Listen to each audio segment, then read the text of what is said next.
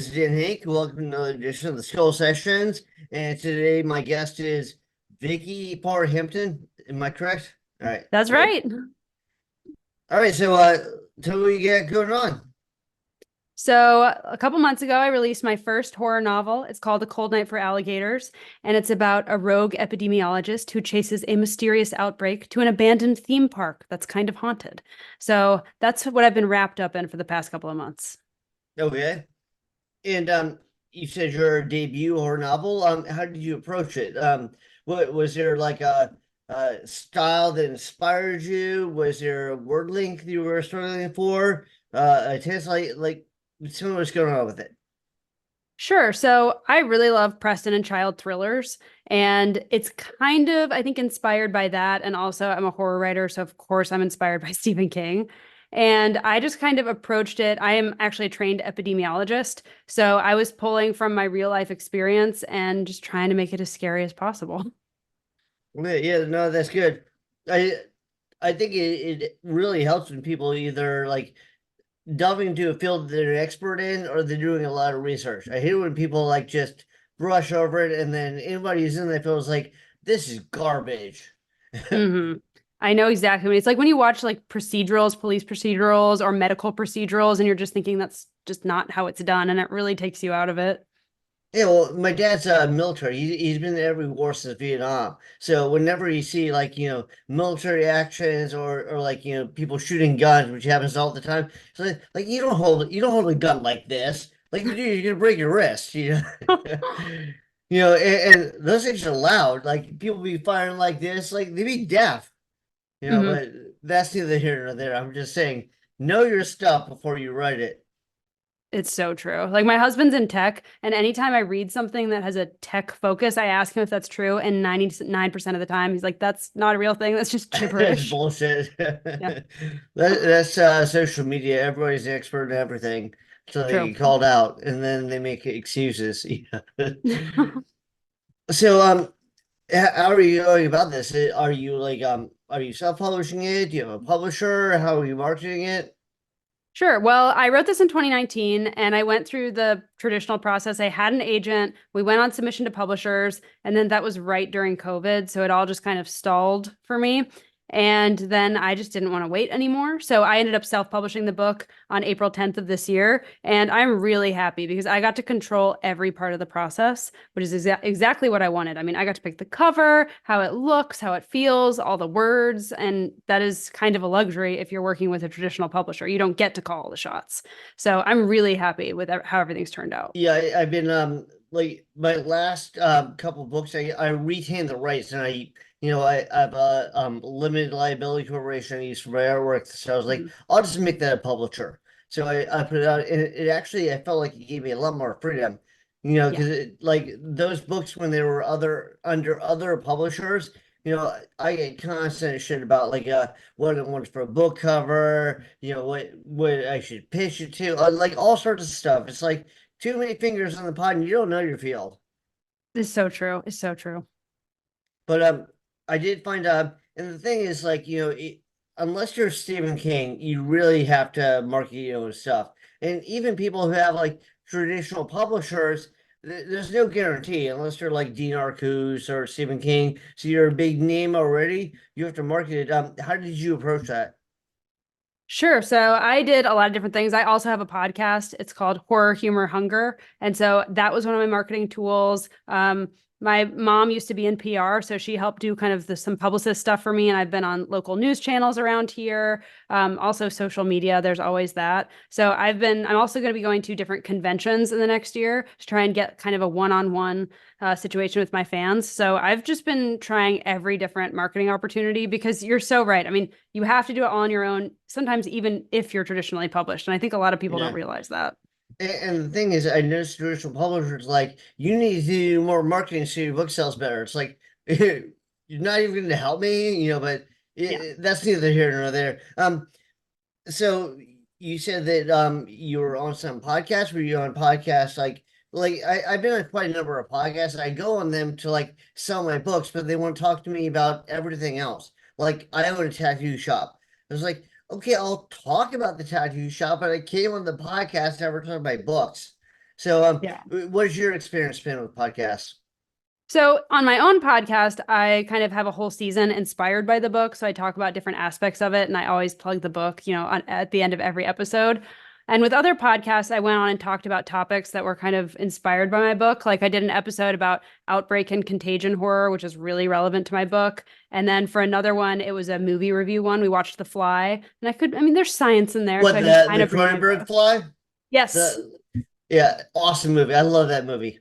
I forgot how much I loved it. It was fantastic, and the special effects really hold up, which is really saying something. Well, Cronenberg didn't really use, it wasn't much digital. He made everything by himself, and you can really see the difference. Like if you look at the early like computer special effects were horrible. Like see the first Spawn movie.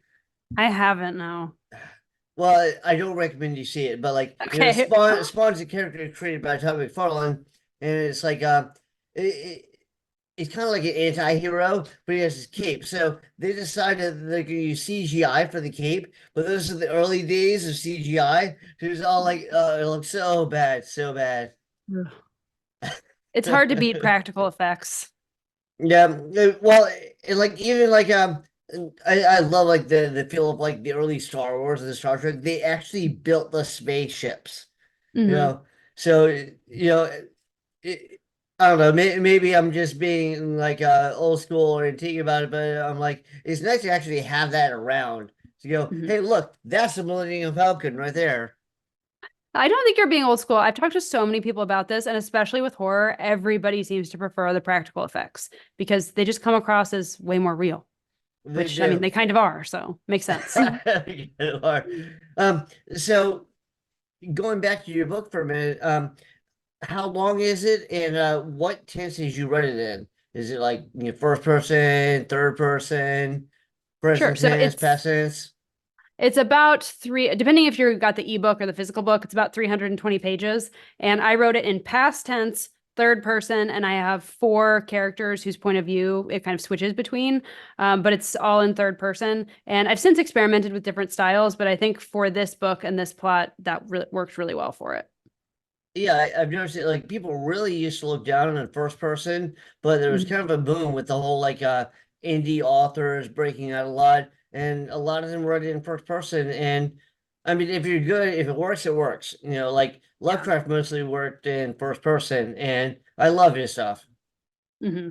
And I love Stephen King, and he's mostly third person, past tense. And I feel like now I'm seeing, like you said, a lot more first person and also a lot more present tense, especially in thrillers, which is interesting. I noticed too, like a lot of people like to dump on Stephen King, and like even Stephen King says that his writing is the equivalent of a Big Mac and fries, Yeah, but he does have some great ideas and very realistic characters.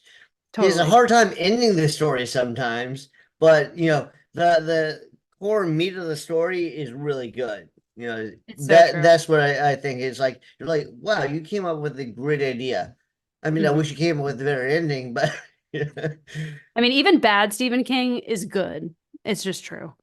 right. Well, it's kind of like saying, I'm a big fan of like Bernie Wrightson, and Mhm. at one point he did like an illustrated version of Frankenstein, and it's like so good that people still refer to today as like some of the best illustrations ever. But after that, like I met him at Monster Mania, it was kind of depressing. It was like, yeah, after I did that, I realized it was the best thing I was ever going to do, so Mhm. I just give up. No. And then he came back a couple years later because he had to pay for college for his kids, but he was kind of a shell of himself. But going with your thing about Stephen King, like even bad Bernie Wrightson blows away everyone else. Yep. Yep. So when you do your book, do you have in mind as being like a trilogy? Are there going to be sequels? Are you going to spin it out based off interest? A little bit of all of those that you said, yes. So I definitely have a sequel planned, and there has been some interest. So, but I actually, because I started writing in 2019 and I had an agent, I didn't stop writing just because we were going on submission to publishers. So I have three other novels lined up behind this one. So my plan is my next book comes out in October. And then after that, I plan on publishing the next one in March. And then from then on, I'll see if I get to the sequel. I want to write one. I This just is a don't know when really it's quick going. transition, so you can have like the sequel and the third book, less than a year apart. Um, well, I'll probably have, so my next one is not related to the A Cold Night for Alligators. The next one is a standalone that'll come out in October, and then I've got two other ones that are also not a sequel. So I still have to write the sequel. So I anticipate it earliest probably 2026, if I had to guess. Okay. But in the meantime, you just wanted to get stuff out there. Yeah, you don't want to get rusty, you know? Well, with these novels, were you gonna take the traditional route, or were we all gonna publish them self-published like that? Like that, what's the crocodile book? So the next book is called Much Too Vulgar, and it's about a undergraduate student who will do anything she can to get into med school, and she's pretty disturbing. So I have queried agents for that one, but it's not, I mean, it's a hard process to get an agent even in the best of times. And so that one's definitely going to be self-published, and we'll see where it goes from there. But I just love the amount of control I have. So I think it would be, I'm not saying no traditional publishing ever, but I think for now I'm very happy with the self-publishing. Okay. And you have plans on the books after that, or you're still in the process of polishing them off and finishing them? Still polishing them up, but the one that comes out in October, then I'll have one that comes out in March, and then the following October. So I've got the books planned out for like at least the next year and a half. And then after that, we'll see. Depends on how fast I can write them after that. Okay, are they all going to be roughly the same length? I think so. My sweet spot is between like 80,000 and 90,000 words, which is, 330 pages or so. Okay, awesome. Yeah, I can't miss that with old books. Like, a lot of them seem like very fast to the punch. There's like no buildup, but I actually like the build. As long as it's well done, it really makes you feel the impact much more when it actually occurs. It's true. And I think you also need some room for character development, because I think we've all read books where we just don't care what happens because we don't care about the characters. So Exactly, yeah. I want to make sure I get enough in there so that when something bad happens to them, you care and you're not just like, well, good, you know? Well, I think that's one of the problems with remakes too. Like, you jumping over to films for a minute, it's like they go, oh well, like we'll amplify the jump scares, and it's like, yeah, but what builds what the strong characters and the strong story. Mhm. And I feel like a lot of that's missing nowadays, especially when people are doing shorter books and going for the punch. It's so true. And because you can have jump scares in books, you really can. But Oh, I you know what can, you it mean. just can't be the whole thing. Yeah. And like movies will definitely sacrifice story for a jump scare. And a jump scare will scare you for what, 1 second? But if Right. you really build up, that might stick with you for months or even years. Also, I kind of feel like that didn't really last. Like what's shocking or scary today is probably going to evolve into something else in like 10 years. So And you true. want your book to have a shelf life. Yeah, absolutely. So, I mean, jumping on the trends can be good in the short term, but in the long term, I think it's kind of doing yourself a disservice. Yeah, it might boost sales like you said in the short term, but Mhm. like if you look like sell like big sellers like Dune. When Dune came out in the 50s, I mean, Mhm. how long has that been out? It's just very well written. It didn't follow any trends and it just put it out, and people so appreciate it. And there are a bunch of books like that. Yeah, you just got to write what you want to write. I feel like if you try and write to an audience or write to a genre, it just never comes out as authentic as you want it to. It doesn't work out. Yeah, no, I agree. And the thing is, like, they're kind of the gatekeepers at some point that, like, okay, a horror novel has to be this. Like I'm big into like cosmic horror. So it's Ooh. like I'm like it's mainly horror, but with a little bit of sci-fi. Like my first novel, a little bit of horror, a little bit of sci-fi, a lot of horror. And Mhm. I remember the publisher's like, "Oh, well, you got to pitch it as a sci-fi novel." I was like, but it's not. I think people have opened up more to that now. I mean, this was 2011, but it's like people are like they want to stick by the genres, and I Oh. actually think it's more interesting when you mix them up. I do too. I mean, it's so hard to categorize your own work too. Because I mean, my first book, A Cold Night for Alligators, I'm calling it a horror thriller because it's got elements of both. But really, there's also like mystery and action and adventure and humor and a little bit of everything. So when I just have to say, okay, it's straight horror, you don't get the full picture at Right. all. I think it's wise to like to spread out to a bunch of different people. Like I did a horror convention back in like a long time ago, back in like 2012. And I remember I saw my debut novel, and it's a horror convention, so people bought it, but then there's some sci-fi in it. They're like, oh well, I didn't realize it's a sci-fi novel. I'm glad I thought it was horror because I would never have picked it up. Hmm. It's like now people don't do that as much. Like, Yeah, you mix stuff together, but it's like it feels like that. Like you have to fit into a category. It really limits you, and it it limits does. both your viewership and it limits the author.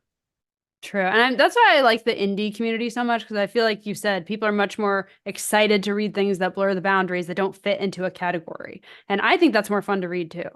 Yeah, no, I agree. And well, and like just to get social political for a minute, like people have gotten a lot more diverse in their opinions. Like it Mhm. used to be that people were like very like stuck in a groove, and now it's like, oh well, who cares if you're gay? Who cares if you're trans? Who cares, if you're into this, if you're into that? Like I remember, like I'm a big comic book fan. I remember you would get tormented as a nerd when I was a kid. Now everyone loves comics.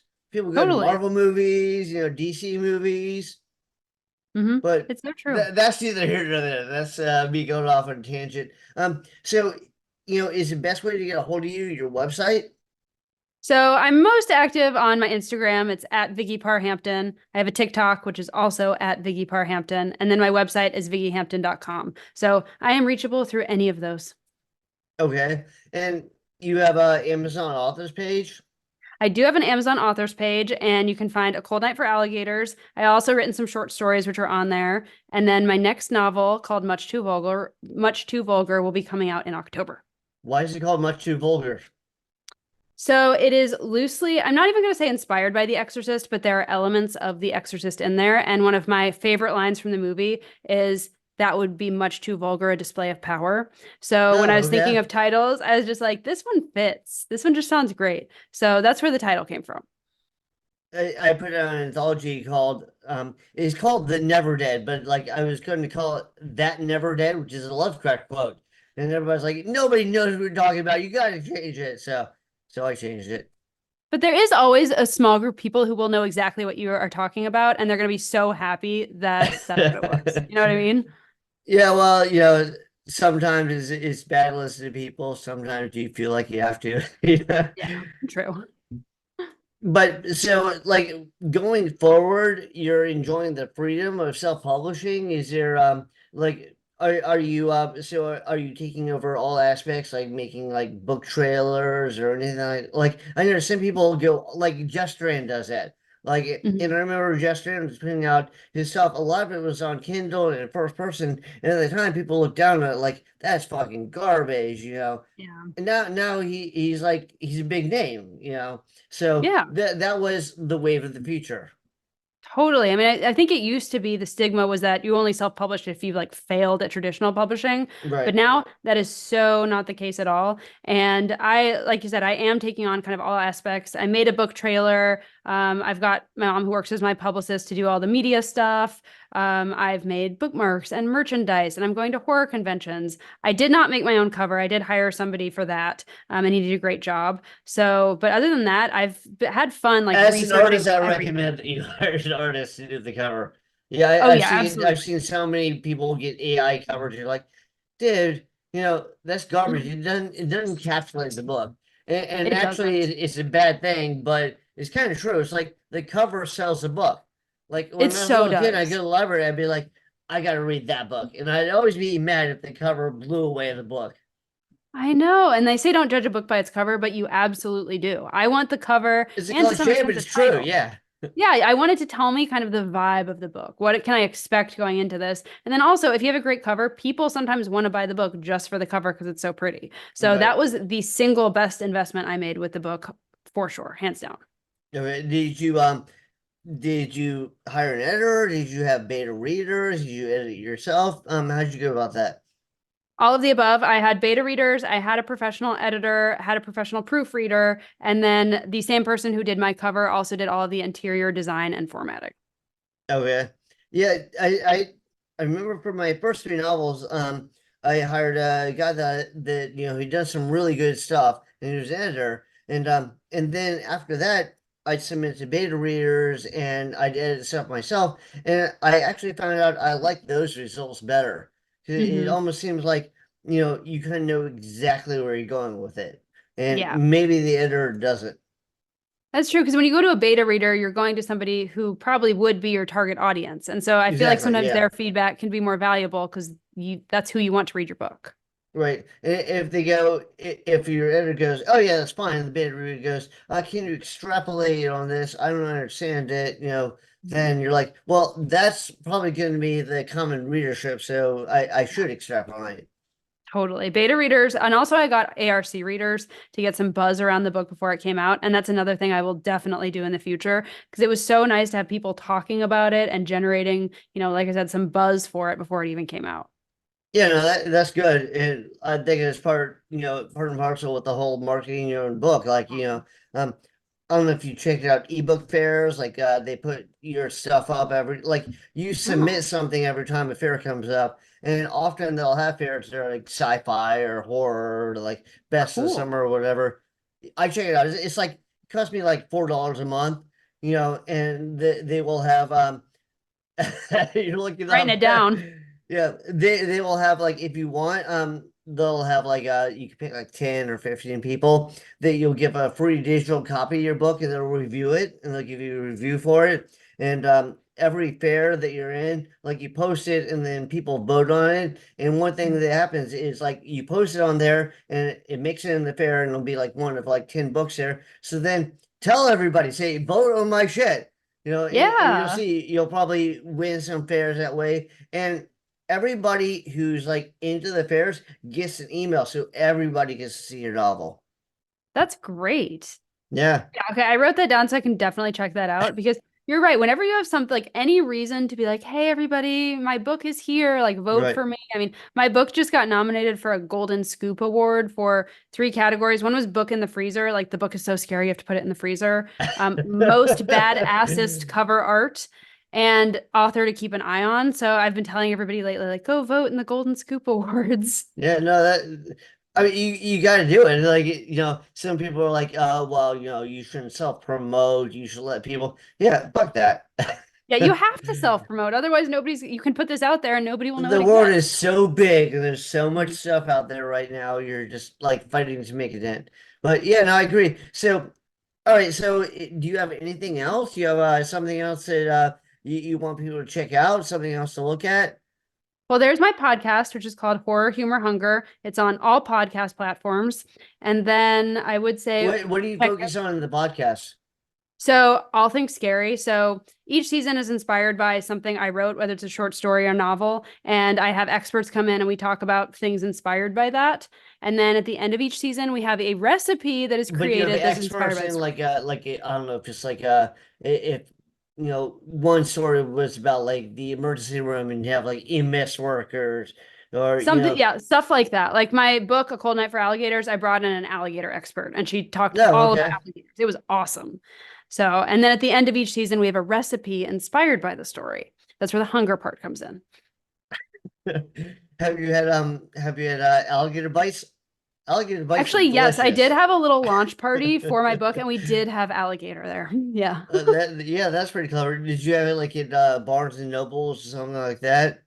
So I published through Amazon KDP and Ingram Spark. So you can order it through Barnes and Noble, but I don't know if it's in some of the stores. And my Yeah, I local know bookstore Ingram does have Smart does that and Draft Digital does that. it. Like Yeah. so all those people offer it. So if people go into Barnes and Nobles and say, I want this book, they can order it, but Yes. it's rare they put it on the shelf unless it's a giant seller.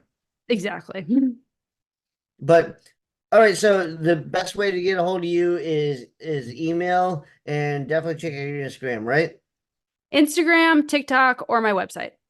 But do you do the dances on TikTok?